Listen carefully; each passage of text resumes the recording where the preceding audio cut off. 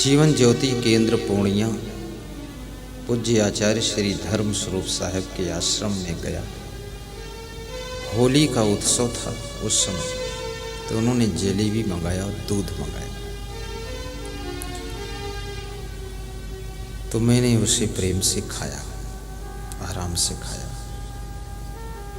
तो उन्होंने कहा, मुझे बहुत खुशी है कि आपने जलेबी और दूध प्रेम से खाया है। याद रखना, खिलाने वालों को तब खुशी होती है जब खाने वाले प्रसन्न होकर के प्रेम से खाते हैं। प्रेम से खाओ। और खिलाने वालों को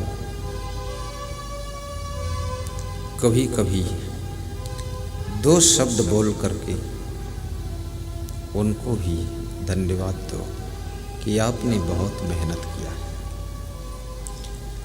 इस दुनिया के अंदर दूसरों के लिए जो भी कार्य किया जाता है, उस कार्य को करना हमेशा कठिन होता है, कठिन होता है।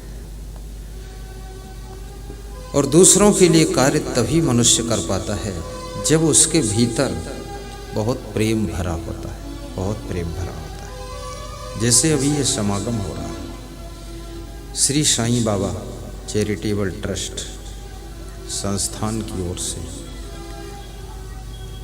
ये कार्यक्रम केवल साईं बाबा के सदस्यों के लिए नहीं है, ये कार्यक्रम संपूर्ण बिहार प्रदेश वासियों के लिए है।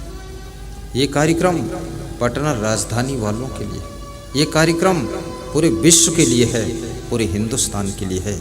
ये कार्यक्रम यदि लाइव टेलीकास्ट हो रहा होगा तो शायद विश्व के करोड़ों लोग अपने अपने मोबाइल में, फेसबुक में देख रहे हैं और आनंद प्राप्त कर रहे हैं।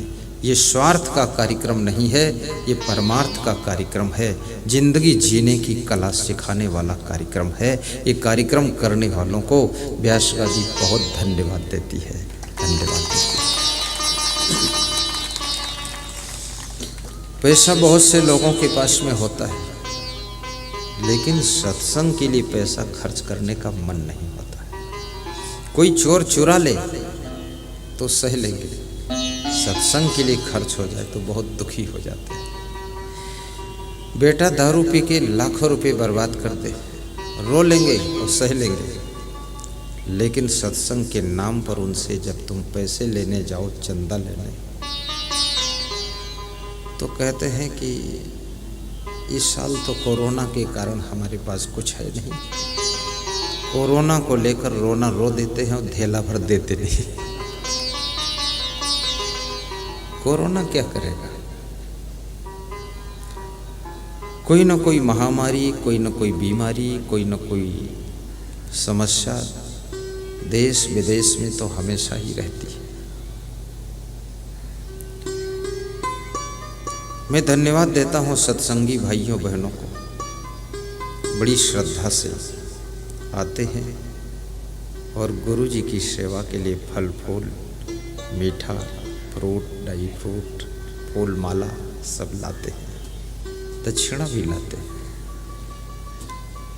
और वही लोग हैं जिनके अंदर श्रद्धा बहुत ज़्यादा है, बहुत ज़्यादा श्रद्धा है। श्रद्धा की शक्ति को पहचानो। एकलव्य की श्रद्धा द्रोणाचार्य गुरु के चरणों में थी। मिट्टी की मूर्ति बनाकर